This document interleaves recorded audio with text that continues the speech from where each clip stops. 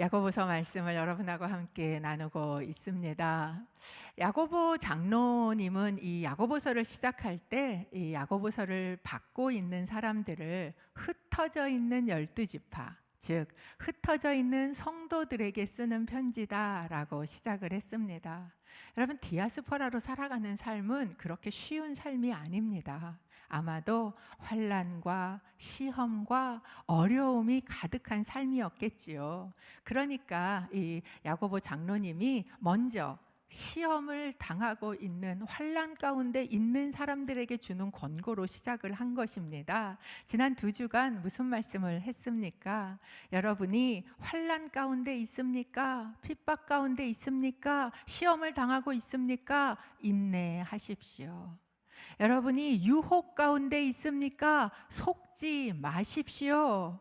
하나님은 우리에게 온갖 좋은 것과 은사를 주시는 아버지시다라는 것을 신뢰하십시오 라는 말씀이었습니다. 그리고 저희가 지난주에 봤던 마지막 말씀은 이렇게 이야기를 했었습니다. 야고보서 1장 18절인데요. 저희가 좀 한번 같이 읽어보겠습니다.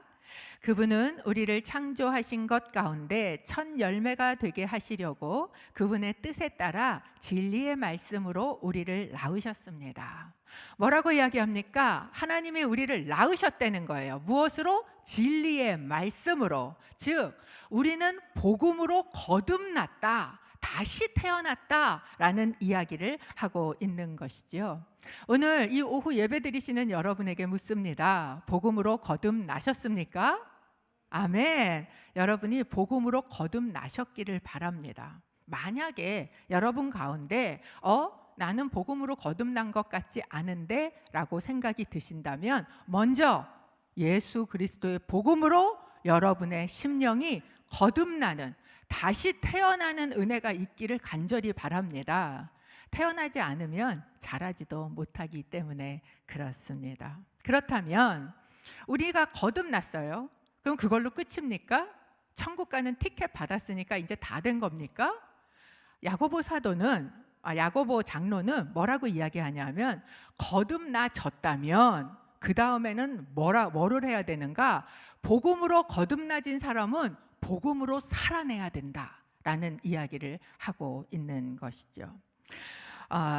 그렇게 복음으로 살아낼 때만 우리는 그 안에서 자라갈 수 있다라는 것입니다. 그래서 야고보 사도가 오늘 야고보 장로님이 오늘 저희에게 권고하고 있는 복음으로 거듭난 자가 복음으로 살아가는 방법 3가지를 저희에게 권고하고 있습니다.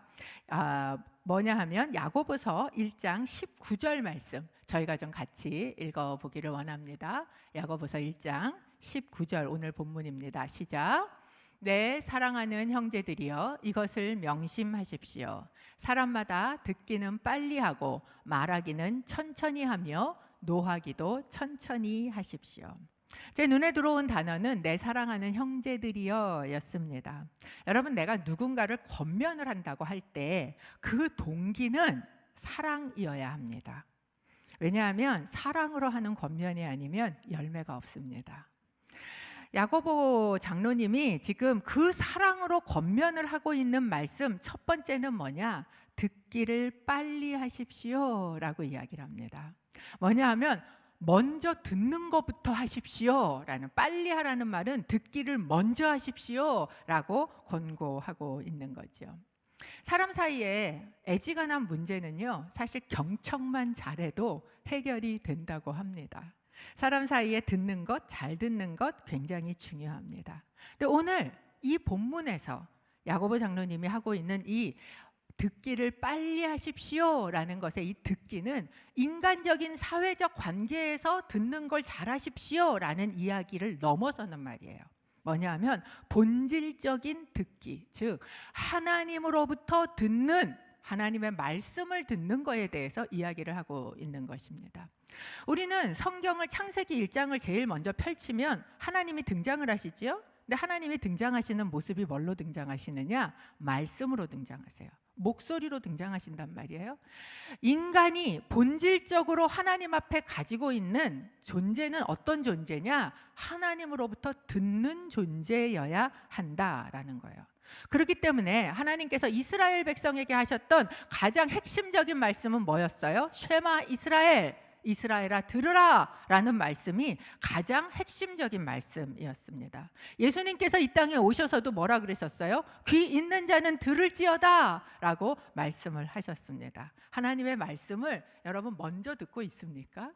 하나님의 말씀 듣는 것이 우리 가운데 최우선이십니까? 빨리 듣는 것. 그렇다면 어떻게 듣는 게 빨리 듣는 것일까? 야고보서 1장 21절에 이렇게 이야기를 하고 있습니다. 야고보서 1장 21절 함께 읽어보겠습니다. 시작. 그러므로 모든 더러운 것과 넘치는 악을 벗어버리고 마음에 심긴 말씀을 온유함으로 받으십시오.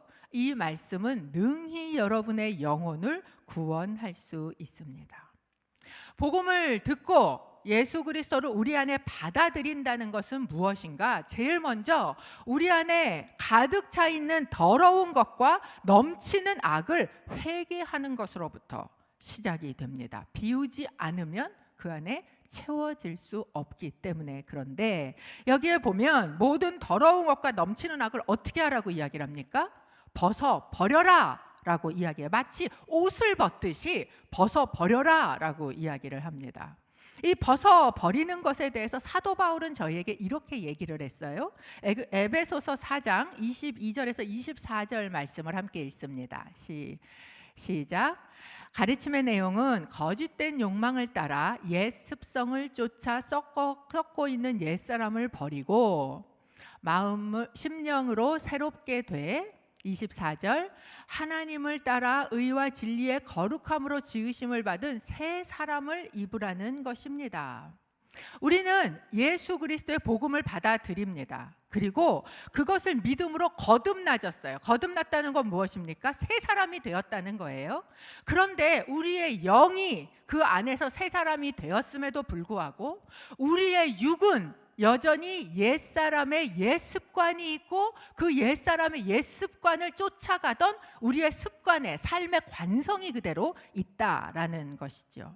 그래서 그 옛사람의 습관대로 행하고자 하는 충동이 우리 가운데 있는 거예요.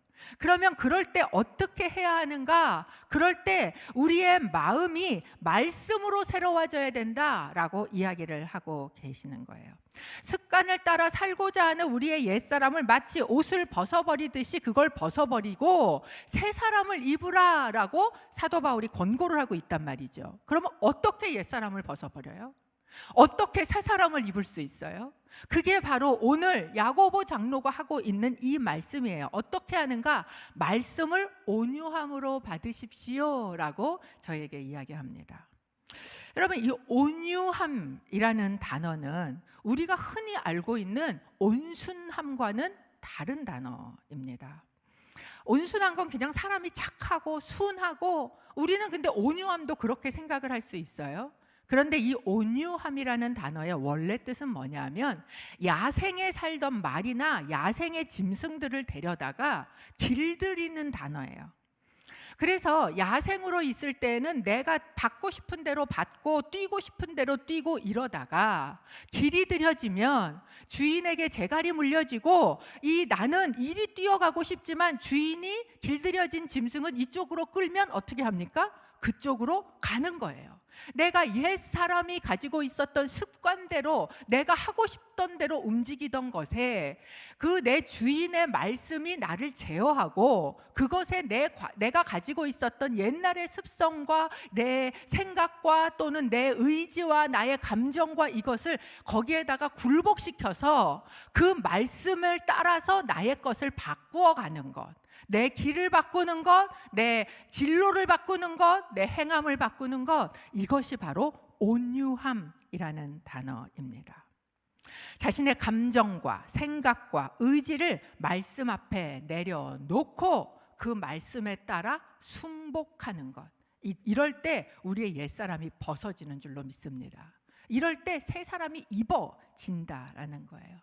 주님의 이름으로 여러분을 축복합니다. 이 하나님의 말씀을 속히 듣는 자, 이 하나님의 말씀을 온유함으로 받아들이는 자가 되시기를 주님의 이름으로 축복합니다.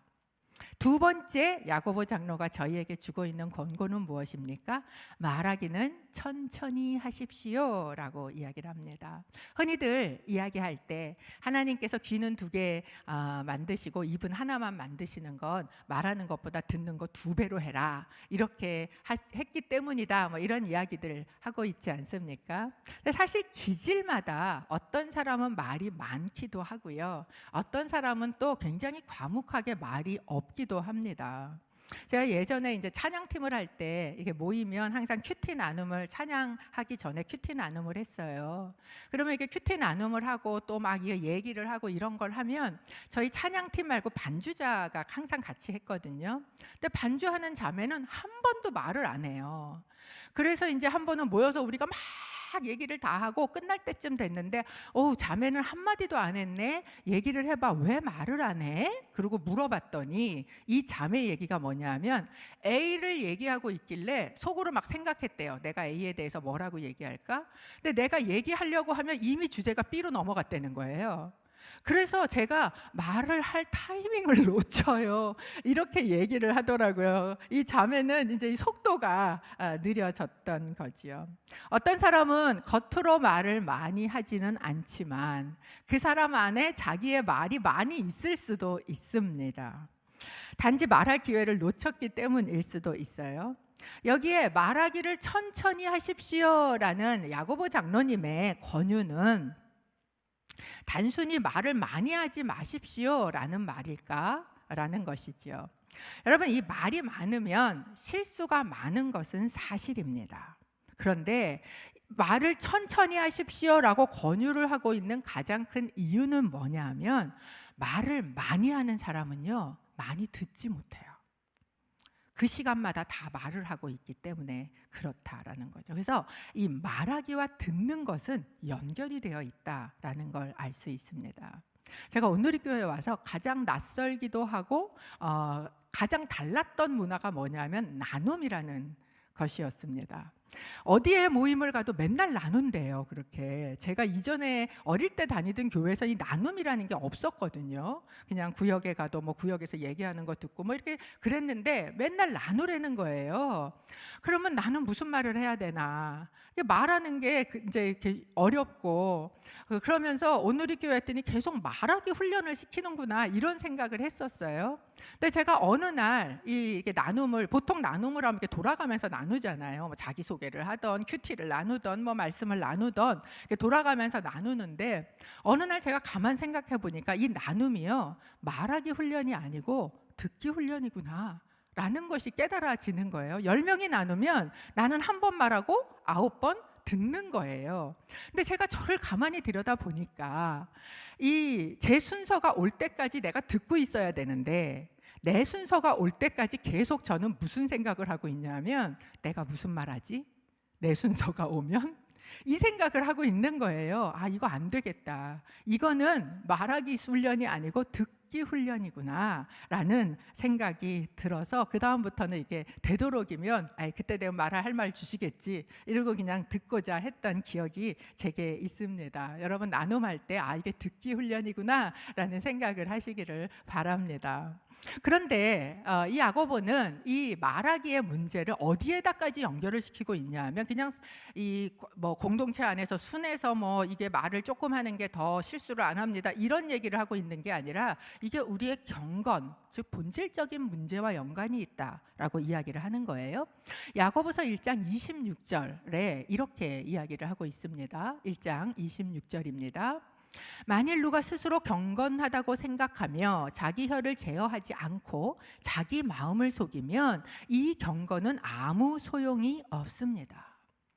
여러분, 우리가 말을 하면서 자기를 속일 수 있다는 거예요. 속이는 자가 될 수 있다는 거예요. 어떻게 그러는가? 내가 말을 하면서 이 말하는 게 마치 나인 것처럼 스스로 착각을 하게 되고, 그러면 우리 스스로 속이는 자가 되고, 나도 속이고 남도 속이는 그런 자가 될 수밖에 없다라는 것이죠. 여러분, 어떠세요? 말하기를 천천히 하는 게 쉬우세요? 여러분의 혀를 제어하는 게 잘 되세요? 어떤 분은 자신 있게 고개를 저으시고, 어떤 분은 살짝 이렇게 아닌 것처럼 할래다가 말고 이렇게도 이야기를 하십니다. 여러분, 우리에게 혀를 제어하고 천천히 말하십시오라고 얘기하는 야고보 장로님도 혀를 제어하는 게 어렵다는 거 알고 계셨어요.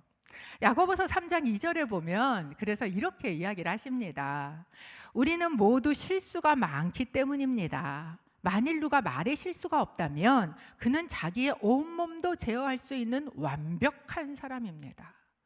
여러분, 이 새치 혀를 제어하는 게 온몸을 제어하는 것만큼 힘들다라는 것이에요. 그리고 그걸 할 수 있으면 그 사람 완벽한 사람이라고 얘기하고 있습니다. 우리가 완벽합니까? 완벽하지 않잖아요. 그러니까 이 혀를 제어하는 게 얼마나 어려운 일입니까? 그렇기 때문에 내가 하기 어려워요. 우리는 이것을 놓고 무엇을 해야 하는가? 이것을 놓고 수시로 하나님 앞에 기도해야 합니다. 우리의 기도는 이것이어야 돼요. 시편 141편 3편 저희가 하나님 앞에 기도하는 마음으로 함께 읽어보겠습니다. 시작. 오 여호와여, 내 입에 파수꾼을 두시고 내 입술의 문을 지켜주소서.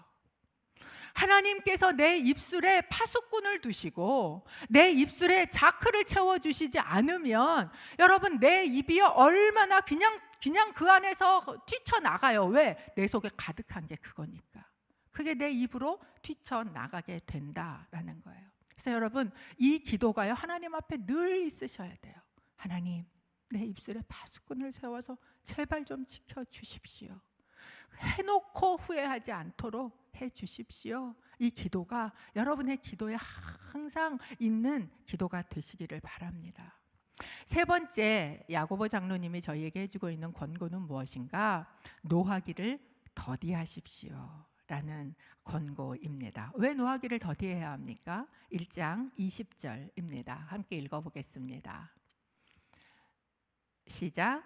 사람이 화내는 것이 하나님의 의를 이루지 못하기 때문입니다. 여러분, 이 말하기와 듣기와 화내기는요, 사실 연결이 되어 있습니다. 말을 많이 하면 듣지 못하지요. 내가 화가 나면요, 들리지가 않아요. 여러분, 화가 머리끝까지 나보셨어요?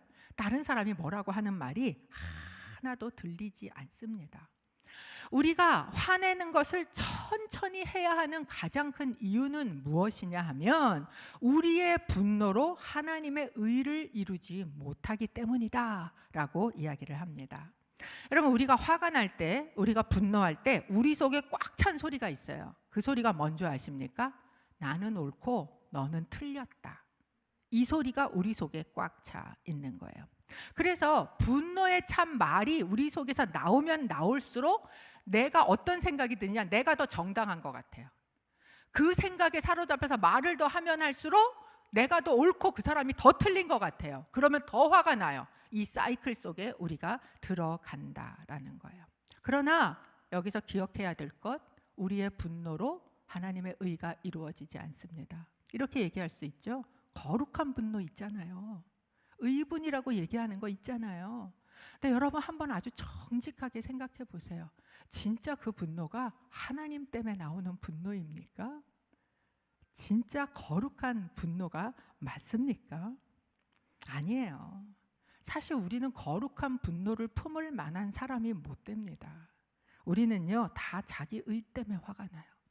그래서 우리가 분노를 하면 할수록 하나님의 의를 이루는 게 아니라 자기의 의를 강화하게 된다라는 것입니다. 그런데 우리의 분노가 하나님의 의를 이루지 못하는 더 큰 이유가 있습니다. 그 이유는 무엇이냐 하면 우리가 화를 내고 분노를 품게 되면 우리 안에 사단이 들어와서 자리를 만들게 되기 때문에 그렇습니다. 사도 바울은 에베소서 4장 26절 27절에 우리에게 이렇게 이야기를 하고 있습니다. 함께 읽어보겠습니다. 화를 내어도 죄를 짓지 마십시오. 해가 지도록 화를 품지 말며 마귀에게 틈을 주지 마십시오. 하나님은 우리가 감정적인 존재인지 아십니다. 아주 화를 안 내고 살 수 없다는 것도 아세요. 그럼에도 불구하고 그 화를 계속해서 내 속에 품고 품고 있지 말라고 이야기를 합니다. 왜냐하면 우리 속에 품어진 화는 우리 속에 자리를 만듭니다. 어떤 자리를 만드는가? 사단이 들어와서 거할 자리를 만들어요. 왜냐하면 분노는 어둠의 영역이기 때문에 그렇습니다. 그리고 그 자리에 사단이 들어와서 자리를 잡고 마귀가 들어와서 앉게 되지 않습니까? 그러면 거기에 담을 쌓습니다. 벽을 쌓아요. 그리고 누구하고? 하나님하고 교통하지 못하게 만드는 거지요. 그렇게 되면 하나님으로부터 들리는 음성이 들리지 않게 된다라는 것입니다. 그렇기 때문에 여러분 안에 오래 묵어진 분노가 있으십니까? 털어버리게 되시기를 바랍니다. 오래 묵어진 원수 맺음이 있다면 그 원수 맺음을 풀어버리게 되시기를 바랍니다. 왜냐하면 그것을 통해서 마귀가 역사하기 때문에 그렇습니다. 우리가 화가 난다면, 만약에 여러분 지금 화가 나십니까? 그러면 멈추시고 하나님의 음성을 먼저 들으십시오. 듣는 것과 말하는 것과 화내는 것이 연결되어 있습니다. 그리고 하나님의 의가 무엇인지를 물어보세요. 하나님, 무엇이 하나님의 의를 이루는 것입니까? 그리고 하나님의 음성을 온유함으로 받으세요. 아직도 올라오는 삐쭉삐쭉 올라오는 내 감정 말고 하나님의 말씀에 온유함으로 나를 꺾으십시오. 그리고 순종하십시오. 그럴 때 우리는 빨리 듣고 천천히 말하고 화내기도 천천하게 하는 그런 권고 가운데 나아갈 수 있습니다. 그리고 이것은 결국은 무엇을 이야기하고 있냐면 하나님의 말씀을 어떻게 대하고 있는가에 대한 이야기를 하고 있는 것이에요. 그래서 이렇게 온유함으로 하나님의 말씀을 듣고 순종하는 그 태도에 대해서 비유를 하나 들어서 야고보 장로님이 이야기를 하시는데, 그게 뭐냐면 거울을 보는 사람에 대한 비유입니다. 1장 23절을 저희가 좀 같이 읽어보고 싶습니다. 함께 읽습니다. 시작. 만일 누가 말씀을 듣기만 하고 실천하지 않는다면 이 사람은 자기의 생긴 얼굴을 거울에 비춰보는 사람과 같습니다. 이 사람은 거울에 그 얼굴을 비춰보고 24절에 보면 돌아서서는 자기 모습이 어떤지 잊어버리는 사람과 같다라고 이야기를 하고 있어요. 지금은 뭐 거울이 너무 좋습니다. 뭐 거울까지 아니더라도 여러분은 잘 모르시겠지만 저희 앞에 이 가림막이 있지 않습니까? 여기 있으면요, 딱 여러분보다 제가 먼저 보여요. 그래서 내가 머리가 삐뚤어졌구나, 뭐 이게 보이는 거지요. 그런데 그 당시의 거울은 요새 거울 같지가 않았어요. 그때는 동을 이렇게 잘 닦아서 연마해서 조금 반짝반짝하게 편편하게 만들어서 그것으로 얼굴을 보는 것이었습니다. 그래서 얼굴이 아주 깨끗하게 보이는 게 아니라 자세히 보아야 뭐가 어떻게 됐구나라는 걸 알 수 있었어요. 그런데 그 당시에 그 거울은 그나마도 가지고 있는 사람이 별로 많지 않았어요. 아주 값비싼 고가의 사치품이었기 때문에 그렇습니다. 뭐 지금이야 너도 나도 거울을 보지만 그 시절에 있는 사람들이 뭐 그렇게 거울을 들여다볼 일이 많았겠습니까? 살기도 바쁘고 힘든데. 그러니까 이 거울을 갖고 있는 사람이 많지 않았어요. 즉 무슨 얘기냐면 거울을 볼 수 있는 기회가 어쩌다 한 번 있으면 그 거울 한번 보는 거예요. 그리고 그나마도 흐릿하니까 그냥 그 모습이 난가 보다라고 생각하고 그 다음엔 또 그거 잊어버리고 그냥 막 살아가는 겁니다. 내가 어떤 모습이었는지 내가 어땠는지도 생각하지 아니하고 그냥 살아가고 있던 그 사람들의 모습을 지금 야고보가 이야기를 하고 있는 거예요.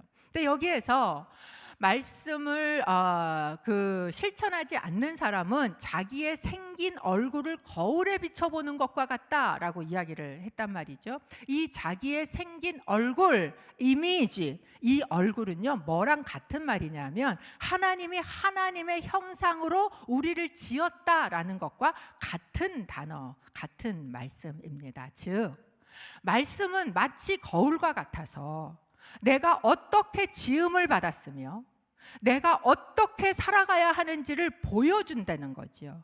그런데 그것을 보고 가끔 들여다보듯이 그런가? 라고 하고서 그냥 그것은 잊어버리고 또 날 살던 대로 계속 살아가고 있는 자들은 이 거울을 그냥 휙 보고 지나가고 잊어버리는 자들과 하나도 다를 게 없다라고 이야기를 하는 거예요. 언젠가 한번 보았던 그 거울에 있는 모습이 나인 것처럼 착각하고 살아가고 있는 모습, 그것이 바로 말씀을 듣고 실천하지 않고 살아가는 사람의 모습이다라고 이야기를 하는 겁니다.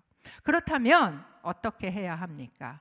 야고보 사도는 이 말씀을 거울을 보고 지나간 사람처럼 사는 게 아니라 이렇게 살아야 된다라고 이야기를 합니다. 1장 25절 말씀입니다. 함께 읽어보겠습니다. 그러나 자유하게 하는 온전한 율법을 자세히 살피고 율법 안에 거하는 사람은 듣고 잊어버리는 사람이 아니라 실천하는 사람입니다. 이 사람은 자신이 행하는 일에 복을 받을 것입니다. 어떻게 해야 하는가? 자유하게 하는 율법, 이게 무엇이에요? 복음이에요. 그냥 율법 아니고 자유케 하는 율법. 그 율법을 어떻게 하라고 이야기합니까? 그 율법을 자세히 살피고, 휙 지나가고 청동 거울 보고 지나가는 것 같이 말씀을 보는 게 아니라 아주 자세히 살피고, 또 무엇이에요? 그 안에 거하는 사람, 그 말씀을 계속해서 바라보는 사람이라는 거죠. 요새 젊은이들은 사진을 굉장히 잘 찍고 특별히 이렇게 셀카를 굉장히 잘 찍어요. 근데 이제 제가 찍으면 이상하게 못 나오는 거예요. 그래서 제가 한번 저희 사진을 셀카를 잘 찍는 딸에게 물어봤어요. 어떻게 하면 도대체 사진을 그렇게 셀카를 잘 찍니? 어떤 각도가 따로 있니? 뭐 방법이 있니? 그랬더니 저희 딸이 가르쳐 준 건 뭐냐면 많이 찍으면 돼. 그러는 거예요. 이게 계속해서 들여다보고 찍다 보면 요렇게 찍으면 내가 예쁘구나 라는 것을 깨닫는 순간이 온다라는 거예요. 근데 저는 제가 제 얼굴을 들여다보는 게 너무 스트레스인 거예요. 안 찍고 싶어. 그래서 안 찍으니까, 어쩌다 한번 찍으니까 영 사진이 잘 나오지를 않는 거예요. 여러분, 말씀은 어쩌다 한번 들여다보고 나를 지으신 게 이거구나, 하나님 이렇게 살라고 하는구나, 그러고는 마치 들여다본 것이 내가 그런 것처럼 착각하고 그 다음엔 그냥 살아가는 게 아니라 매일마다 그 안에 거하며 자세히 살피며, 나는 도대체 하나님이 지으신 그 형상하고 어디가 달라졌는지, 하나님은 여기서 어떻게 살기를 원하시는지를 살피고 그 안에 거할 때 그 말씀을 어떻게 하게 된다는 겁니까? 실천할 수 있게 된다라고 저희에게 권고하고 있는 것입니다. 이렇게 말씀을 계속해서 살피고, 그리고 이 말씀 안에 거하는 사람이 사는 모습, 결론은 무엇입니까? 야고보서 1장 27절입니다. 함께 읽어보겠습니다. 시작. 하나님 아버지 앞에서 정결하고 흠이 없는 경건은 환난 가운데 있는 고아와 과부를 돌보며 세상으로부터 자신을 지켜 물들지 않도록 하는 것입니다. 하나님 아버지 앞에서 정결하고 흠이 없는 경건은, 여기 이 경건이라는 단어, 드레스코마이라는 이 단어는요, 어디에 보면 종교라고 번역이 많이 되어 있는데, 원래는 어떤 뜻이냐면 기도문을 중얼중얼 거리는 그 모습을 가져다가 놓은 게 바로 이 단어입니다.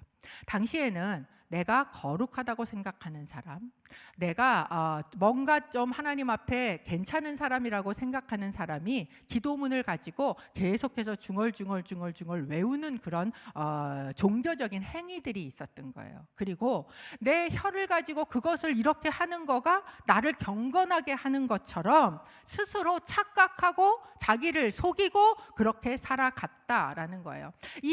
그런 경건은 하나님 앞에 정결하고 흠이 없는 경건 아니라는 거예요. 그저 종교적인 행위일 뿐이라는 거예요. 그렇다면 하나님이 보실 때 정결하고 흠이 없다고 하시는 그런 정결은 무엇인가? 그것은 고아와 과부를 돌보는, 또한 이 세계상으로부터 자신을 지키고 물들지 않도록 하는 것이다 라고 이야기를 합니다. 여러분, 참된 경건이란 종교적 행위가 아닙니다. 종교의 문제가 아니에요. 그것은 삶의 문제다 라는 것을 이야기해주고 있는 것이죠. 그런데 이런 본문을 대하면 우리 안에서 이 야고보서에 대한 저항감이 올라옵니다. 뭐냐 하면, 그러면 구제 헌금해야 구원받는가? 이런 생각이 들을 수 있어요. 또 야고보 사도는 너무 행위를 강조하는 거 아니야? 사도 바울은 믿음으로 구원 얻는다고 이신칭의를 얘기했는데 야고보는 맨 이거 행해야 구원받는다고 이야기하니까 이건 뭔가 잘못된 거 아니야? 그러니까 지푸라기 서신이니 정경에서 빼내야 되니 이런 얘기들이 나온 것입니다. 그런데 여러분, 고아와 과부를 돌보는 것, 그것은 무엇을 의미할까요? 무엇일까요? 우리가 고아와 과부를 돌보는 그 행위, 그 모습은 하나님이 우리에게 하셨던 일이라는 것을 기억할 필요가 있습니다. 우리는 어떤 사람이었습니까? 우리는 아버지 필요 없다고 아버지를 버리고 집을 나가서 마치 고아처럼 돼지 우리 옆에 앉아있던 탕자 같은 사람들이에요. 그런 자들을 아들로 다시 받아들여 주신 그 아버지가 바로 하나님이 우리한테 하신 일입니다. 우리는 어떤 사람입니까? 자격도 없고 아무 소망도 없는 룻과 같이 이제는 더 이상 어떤 남편도 얻을 자격이 없는 과부가 된 그런 우리를 마치 그 모든 것을 다 회복시켜 줄 뿐만 아니라 왕의 계보까지 올라가도록 그 남편이 되어준 그 구속자 보아스와 같은 남편이 되어주신 일, 그것이 바로 하나님이 우리에게 하셨던 일입니다. 고아와 과부를 돌보아 주신 일은 하나님이 우리에게 베푸신 일이었어요. 우리가 고아와 과부를 돌봐야 된다라고 이야기하는 이 말 속에는 그 사람들 불쌍하니까 돌봐줘야 돼, 이 수준의 이야기가 아니라 그 속에는 내가 고아와 같이 과부와 같은 자였는데 하나님께서 내게 그 은혜를 베푸셨다는 것을 기억하는 거예요. 하나님께서 나를 그렇게 돌보아 주셨다는 것을 믿음으로 고백하는 것입니다. 그 고백 때문에 그들을 볼 때 그들을 도울 수 있고 그들을 섬길 수 있는 거예요. 그렇기 때문에 예수님께서 이 땅 가운데 오셨을 때 무엇라고 이야기하셨습니까? 작은 소자 한 사람한테 한 것이 곧 나에게 한 것이다. 왜? 내가 작은 소자라는 걸 하나님 앞에 알고 있는 거예요. 나는 도움이 필요한 사람이었는데 하나님으로부터 그 도움이 왔다는 걸 고백하는 거예요. 이게 믿음이지 않습니까? 이게 복음이지 않습니까? 여러분, 이 복음이 내 안에 역사하고 있으면 내가 그 복음으로 은혜를 입었는데 어떻게 그 고아와 과부를 안 도와요? 이게 나타난다라는 거예요. 그리고 그것이 나타날 때 비로소 우리 안에서 뭐가 나타납니까? 하나님의 형상이 보여지는 거예요. 하나님의 자녀로서의 형상이 보여지는 거예요. 왜? 하나님이 하셨던 일이 그 일이니까. 하나님이 하셨던 일이 그 사랑이니까. 그래서 우리는 그저 이게 의무고 이걸 도와야 돼, 이런 의무감으로 하는 게 아니라 하나님이 내게 하신 그 구원의 은혜가 너무 감격스러워서 그 복음 때문에 이 삶의 모습이 나타나고 있는 것, 이것이 바로 지금 야고보 장로께서 우리에게 이야기하고 있는 것입니다. 여러분, 우리는 그 복음을 따라, 그 말씀을 따라 살아가게 되기를 바랍니다. 그 복음은요, 우리가 예수를 처음 믿을 때만 필요한 게 아니에요. 오늘 우리가 우리의 삶의 현장에서 살아갈 때도 필요한 말씀입니다.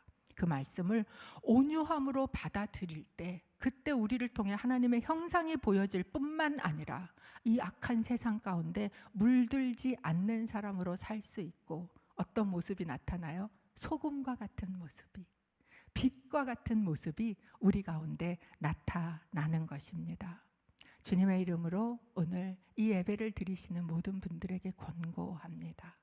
하나님의 말씀을 듣는 일을 속히 하십시오. 내 속에 가득 찬 내 말을 천천히 그것을 묶어둘 수 있게 되기를 바랍니다. 하나님의 말씀을 온유함으로 받으시고 당신의 분노를 하나님 앞에 내려놓고, 그리고 온유함으로 그분의 말씀을 따라갈 때 세상의 소금과 빛으로 살아가게 되시기를 주님의 이름으로 축복합니다. 저희가 같이 기도하기를 원합니다. 하나님 아버지, 어쩌면 우리는 우리의 말로 경건해진다고 착각하고 스스로 속이고 있지 않은지 돌아봅니다.